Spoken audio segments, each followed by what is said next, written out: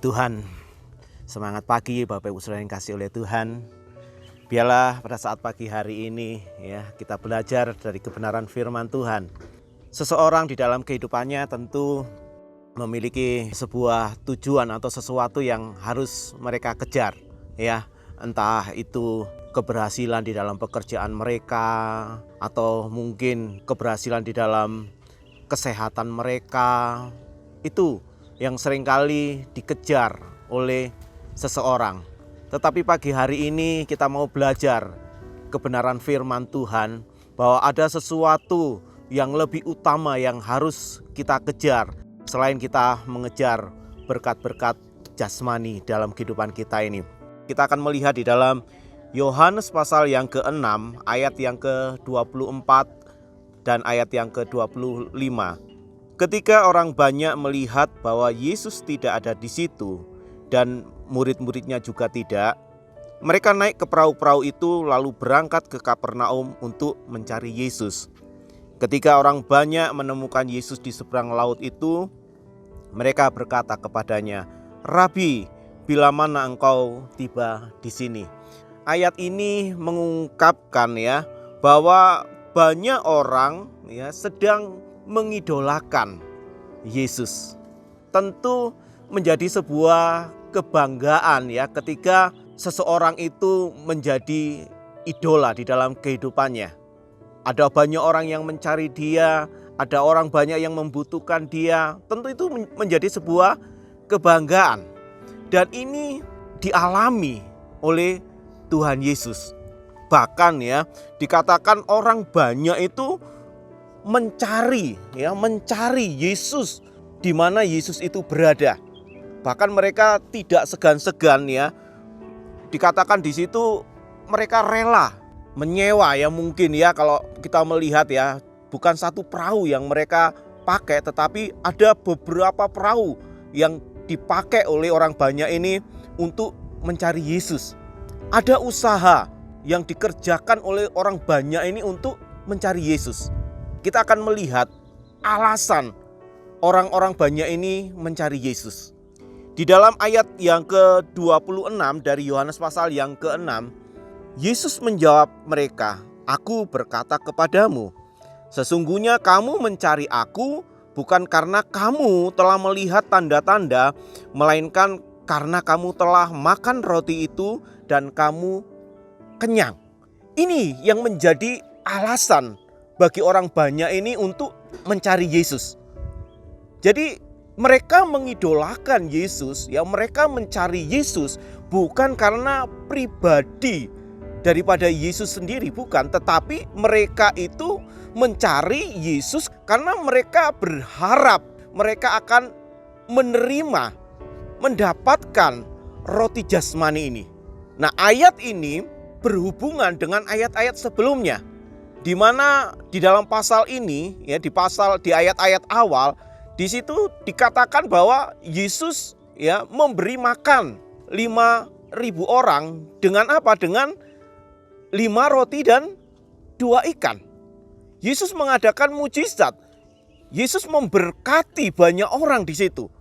Karena apa yang dilakukan oleh Yesus inilah, maka orang-orang banyak ini berharap mereka mendapatkan hal yang sama seperti yang sudah Yesus lakukan, yaitu mereka menerima roti jasmani ini supaya mereka dikenyangkan.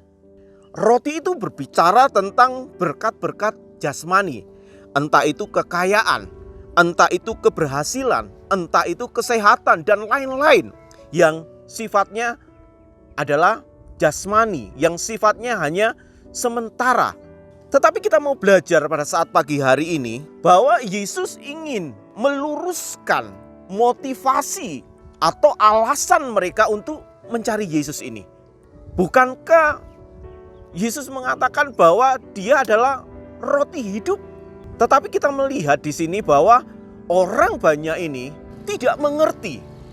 Ya, yang mereka tahu, yang mereka mengerti adalah Yesus itu adalah seseorang yang bisa membuat mujizat, bisa memberikan berkat bagi mereka, berkat-berkat jasmani.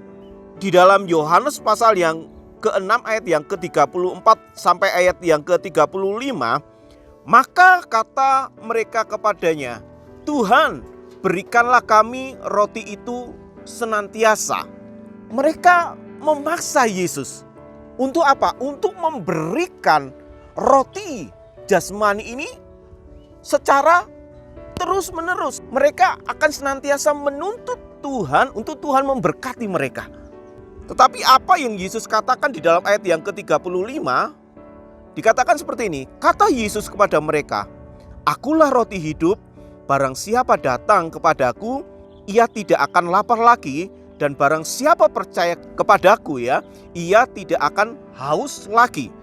Nah, di sini Yesus memberikan satu penjelasan ya, atau meluruskan tujuan atau motivasi orang banyak ini, bahwa ketika mereka mau datang kepada Yesus, ketika mereka mau mencari Yesus, percaya kepada Yesus, maka mereka dikatakan akan mendapatkan roti hidup itu.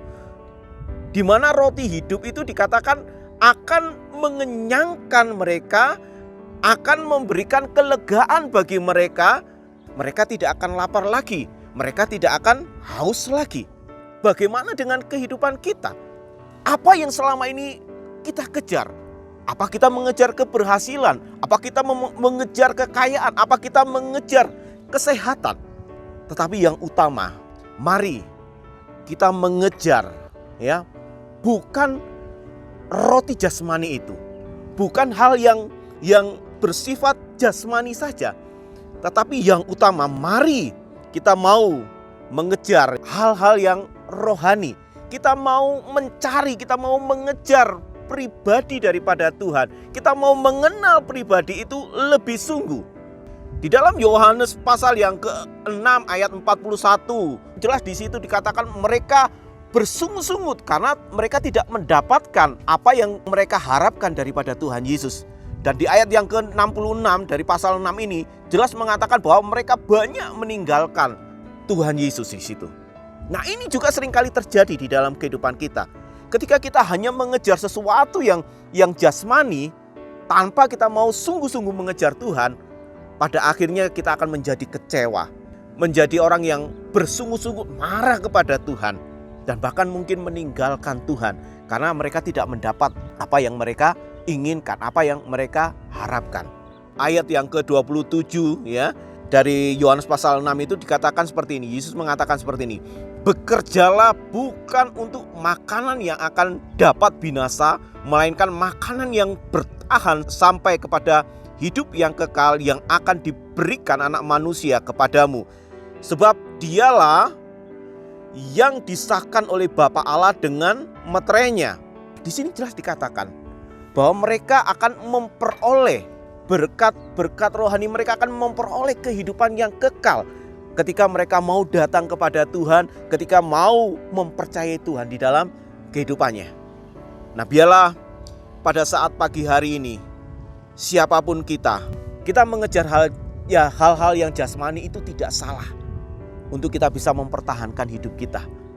Tetapi ingat, ada hal yang utama, ada hal yang jauh lebih penting daripada kita mengejar hal-hal yang jasmani. Cari pribadinya Tuhan. Percaya kita kepada Tuhan. Ketika kita lakukan itu, bukan hanya berkat jasmani yang kita dapatkan, tetapi ada berkat-berkat rohani, berkat sukacita bersama dengan Tuhan. Menghadapi situasi, menghadapi keadaan apapun, ya kita tetap senantiasa bersyukur karena kita sudah mengerti pribadi daripada Tuhan. Kita sudah sungguh-sungguh mau mencari Tuhan. Tuhan adalah Tuhan yang mengerti akan setiap pergumulan hidup kita. Mari jalani kehidupan ini. Bukan hanya kita kejar hal yang jasmani, tetapi kita juga mulai belajar sungguh-sungguh mengenal pribadi Tuhan. Mari kita sama-sama berdoa. Bapa di dalam surga, saat pagi hari ini kami mengucap syukur, terima kasih kepadamu Tuhan. Karena Engkau adalah Allah, Engkau adalah Tuhan yang mengerti keadaan hidup kami.